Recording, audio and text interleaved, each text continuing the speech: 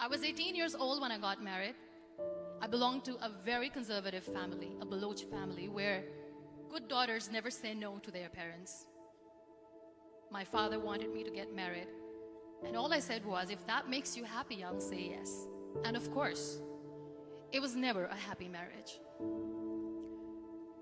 Just about after 2 years of getting married, about 9 years ago, I met a car accident.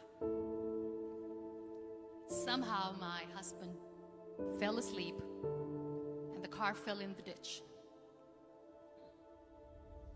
He managed to jump out, saved himself. I'm happy for him. But I stayed inside the car and I sustained a lot of injuries. The list is a bit long. Radius ulna of my right arm were fractured. The wrist was fractured. Shoulder bone and collarbone were fractured. My whole rib cage got fractured. But that injury that changed me and my life completely was the spine injury. Many people came to rescue. They gave me CPR. They dragged me out of the car. And while they were dragging me out, I got the complete transection of my spinal cord. Those 2.5 months in the hospital were dreadful. I was at the verge of despair. One day, doctor came to me and he said, well, I heard that you wanted to be an artist, but you ended up being a housewife. I have a bad news for you. You won't be able to paint again. Next day, doctor came to me and said, your spine injury is so bad, you won't be able to walk again. I took a deep breath and I said, it's all right. Next day, doctor came to me and said, because of your spine injury and the fixation that you have in your back, you won't be able to give birth to a child again. That day, I was devastated. I started to question my existence. Why am I even alive? So what kept me going was, one day I asked my brothers, I know I have a deformed hand, but I'm tired of looking at these white walls in the hospital and wearing these white scrubs.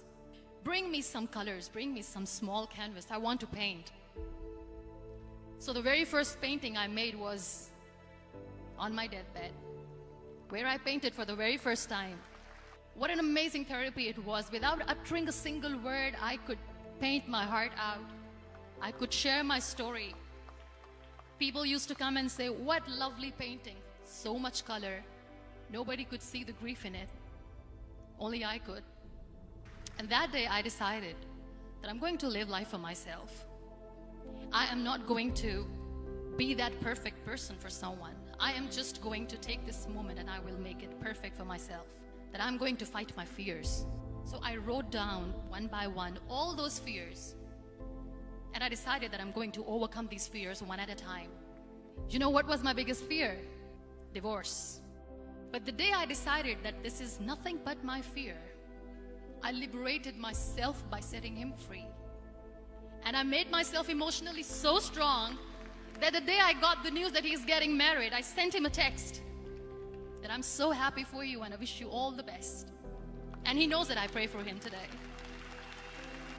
Number 2 was, I won't be able to be a mother again. And that was quite devastating for me.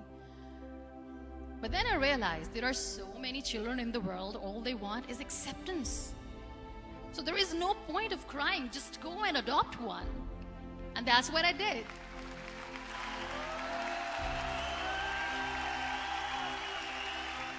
I gave my name in different organizations, different orphanages, and I waited patiently. 2 years later, I got this call from a very small city in Pakistan.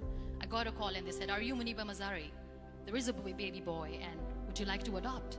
I could literally feel the labor pain. I said, yes, I am going to adopt him. I am coming to take him home.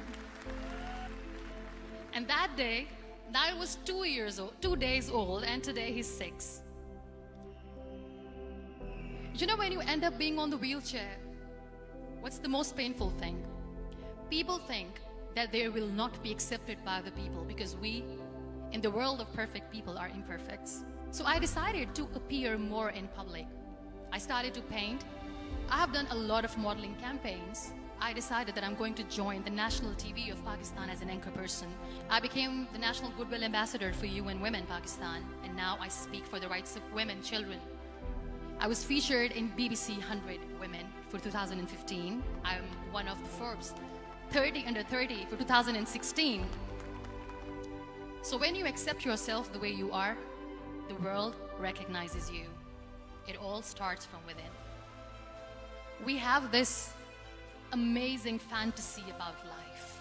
This is how things should work. This is my plan. It should go as per my plan. If that doesn't happen, we give up. I never wanted to be on the wheelchair. Never thought of being on the wheelchair.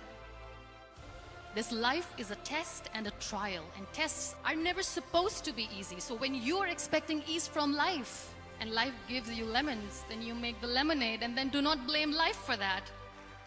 It is okay to be scared. It is okay to cry. Everything is okay, but giving up should not be an option.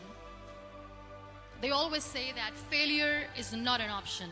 Failure should be an option, because when you fail, you get up, and then you fail, and then you get up, and that keeps you going. Embrace each and every breath that you are taking. Celebrate your life. Live it.